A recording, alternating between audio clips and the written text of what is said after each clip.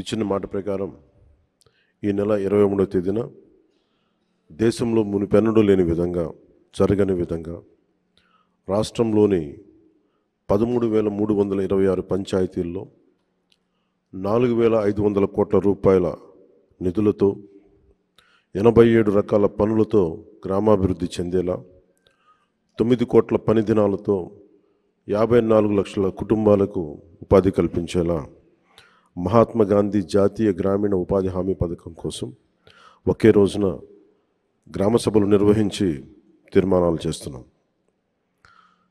దేశంలోనే పంచాయతీ వ్యవస్థను ప్రవేశపెట్టిన రెండో రాష్ట్రం మనదే.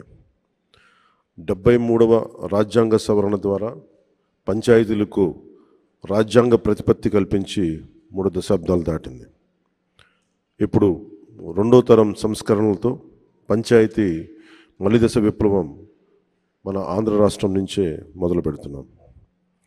గత 3 దశాబ్దాలుగా ప్రతి స్వాతంత్ర దినోత్సవానికి, గణతంత్ర దినోత్సవ వేడుకలకు మైనర్ మేజర్ పంచాయతీలకు నామమాత్రంగా 100 రూపాయలు 200 రూపాయలు మాత్రమే ఇస్తూ వచ్చారు.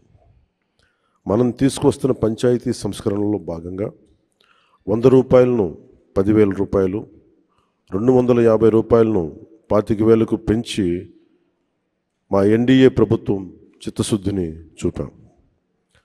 ఆ సంస్కరణలు కొనసాగింపుగా గ్రామ సభలు నిర్వహిస్తున్నాం. గ్రామ సభ అంటే ఒక 10 మంది చేరడం కాదు, గ్రామాభివృద్ధికి బాధ్యత తీసుకోవటం, మన గ్రామాన్ని మనమే పరిపాలించుకోవడం. భారతదేశపు మూలాలు, జీవం, చైతన్యం మన పల్లెల్లోనే పదిలంగా ఉంటుందని మహాత్మా గాంధీ గారు చెప్పారు.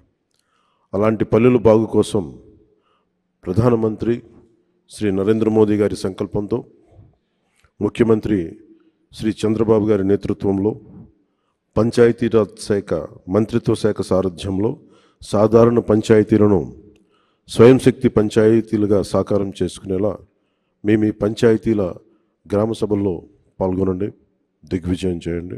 ఉన్న యువత, మహిళలు మీరు పాల్గొనాలని కోరుకుంటా ఉన్నాను.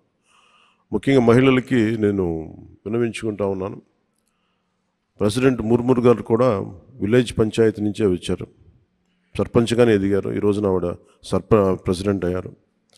అందుకని మహిళలు ఈ 1/3 ఈ సాధికారత పొలిటికల్ ఎంపవర్మెంట్ జరగబోతాం. దాంట్లో భాగంగానే మేము ఈ గ్రామ సభల్లో మహిళలు కూడా చాలా బలంగా పాల్గొనాలని నేను ఆర్థిస్తున్నాను.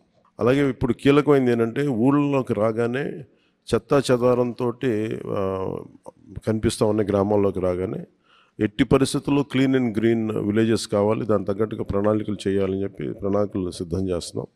దాంట్లో అందరూ పాలు పంచుకోవాలి, దాని తగ్గట్టుగా కార్యాచరణ ఉంటుంది.